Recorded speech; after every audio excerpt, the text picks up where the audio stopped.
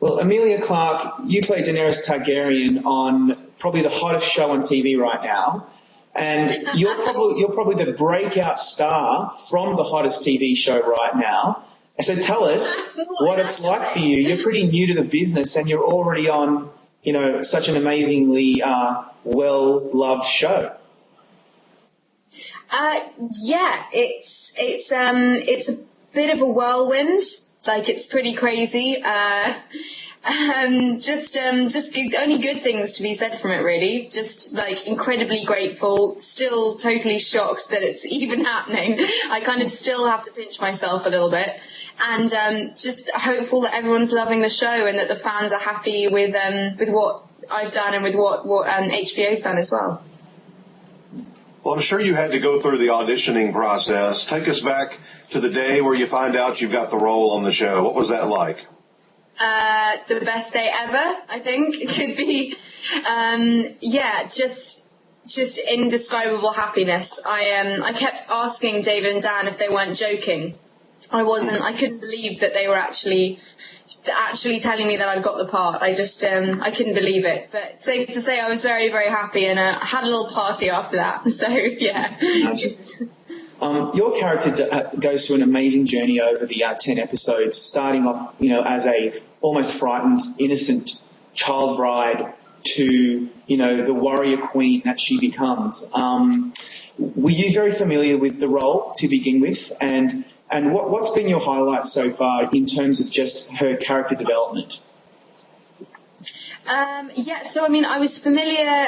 I had my first audition and then I read the book, basically. So before the second audition, I was fully aware of what was going on within the book.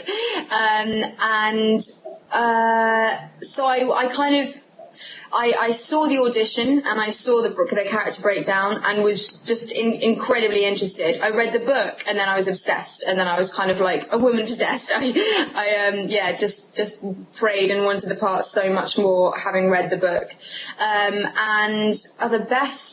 The thing that stands out for me, for Dani, genuinely is it's just the journey that she goes on. It's just such a joy to be able to play a young woman blossoming into what she becomes. And that was just, as an actress, just such a treat, because it does in a way reflect what it is that I've been going through as well, because I only recently came out of drama school, so there was a lot that I could relate to on a fundamental level. And just being a young girl, like, there was a huge amount that I could relate to with Dani. So I kind of just saw that and wanted desperately to portray that on the screen with HBO's help. Yeah. So yeah. Well, the production values on a show like this are incredibly high, they're definitely feature film quality. So in effect, it almost probably for you feels like you've shot 10 or 12 films here, in terms of time and effort and everything that was going in. Was it a difficult shoot?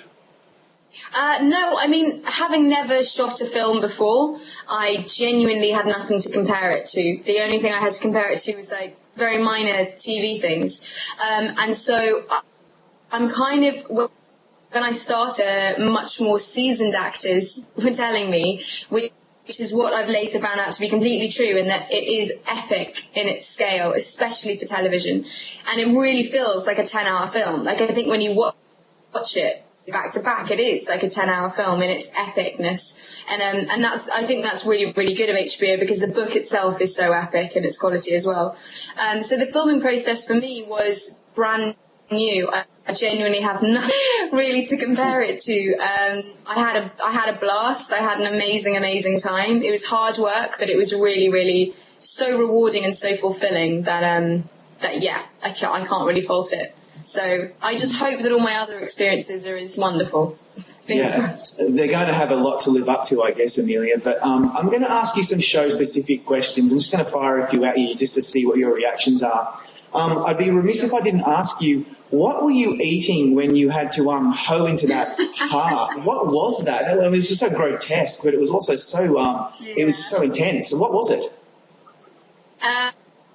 Well, it was, okay, so they told me it would taste like gummy bears. That's what I was told.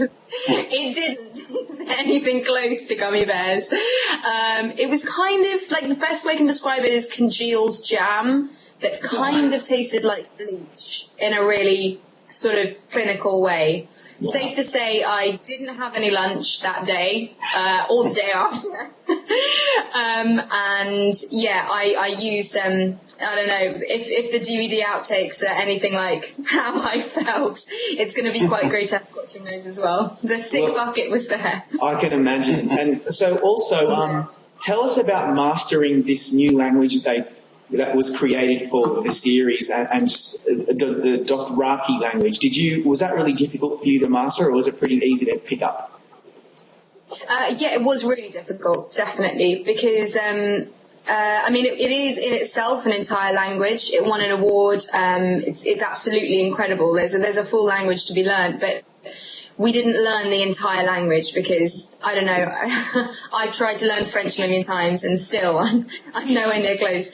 So what we did is we mapped the English onto the Dothraki so that I knew, so far as my intonations went, I knew what I was saying, basically. So every word that I was saying in Dothraki, I knew what it was in English. And that really, really helped to get the arc and to get the kind of the gist of what I was saying. But the first time I learned Dothraki, it took me, I mean, as an actor with lines, they go in really quickly for me. I can normally just look at a sheet and it kind of goes in.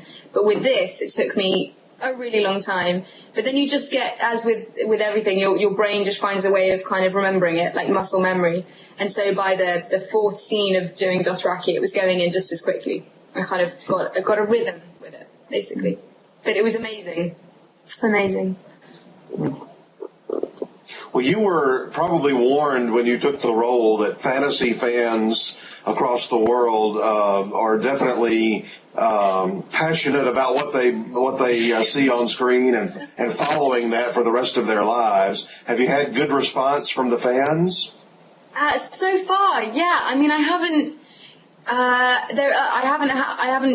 got that many kind of direct lines of contact with the fans, but the things that I've been told and what I've kind of seen on the surface, hopefully is good. Like, I think people are being nice, and if anyone kind of doesn't like what I'm doing, no one that I know has told me, so I'm quite happy not knowing that. But it's been my biggest wish that I've done the fans justice, because everyone who reads the book, that's the beautiful thing about books, is that you have your own version of it in your mind, and it can be an incredibly personal experience. And I know that that's something quite sacred that you don't want to mess with, especially as a book that's as wonderfully written and as loved as Game of Thrones. So I was very, very conscious of that. So if I've even, pleased like 10% of the fans, then I'm happy.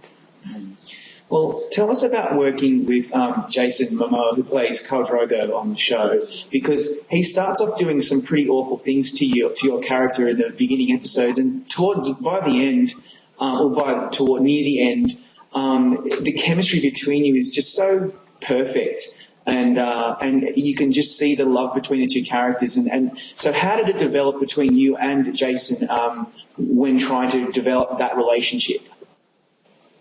Well, incredibly easily.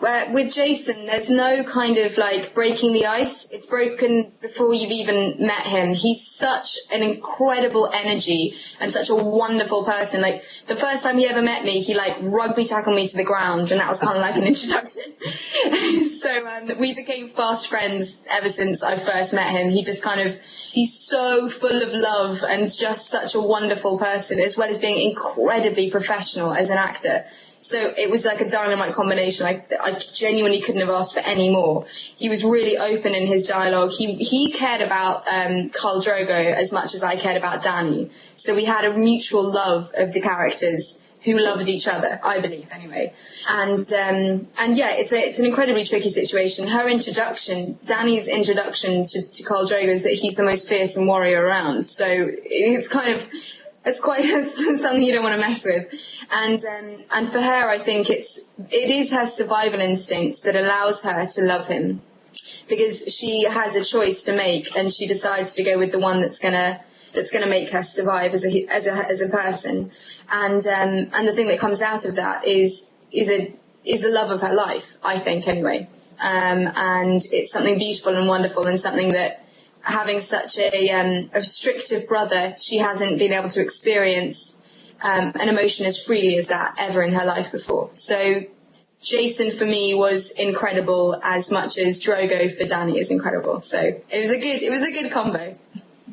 Well, to wrap up, Amelia, the Emmys are coming up in a few weeks, the Emmy nominations, and Game of Thrones being that there's so much buzz about it at the moment, well, whilst Emmy voters are voting, people are expecting it to do quite well. And probably some of the cast members may also be nominated, and you're being touted as one of those contenders because of your breakout role and the fact that so many people really appreciate the character.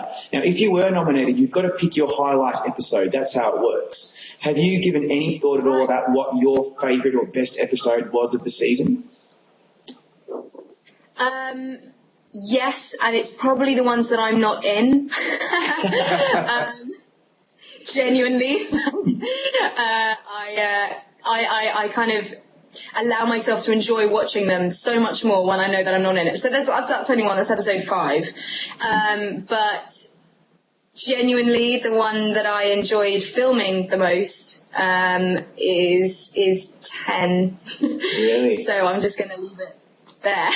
Yeah, we should tell our viewers that whilst we're talking this morning, today and tonight, given that we're all over the planet, episode 10 has not aired yet. So we're being very careful not to upset anybody and we're not spoiling anything. Yeah. But I must say, given that episode 9 has episode 9, the episode where you are your character's trying to save Khal Drogo's life by slitting the throat of his esteemed horse. It's pretty impressive. That's pretty impressive stuff. I mean, you've got a fallback right there. So it's a luxury, I think, to have so many episodes to choose from. Yeah, there are many. We want all the secrets from episode 10, and this will be the most highly viewed interview we've ever had. Yeah. Come on, you can tell us. We're not going to tell anybody. No, we're kidding. Emilia, we really appreciate your time today, and so glad that you got this project and that you've been able to work on Game of Thrones, and we just wish you all the best and hope you have a great summer. Thank you so much. You guys too. Thank you. Thank you. Thanks. Okay.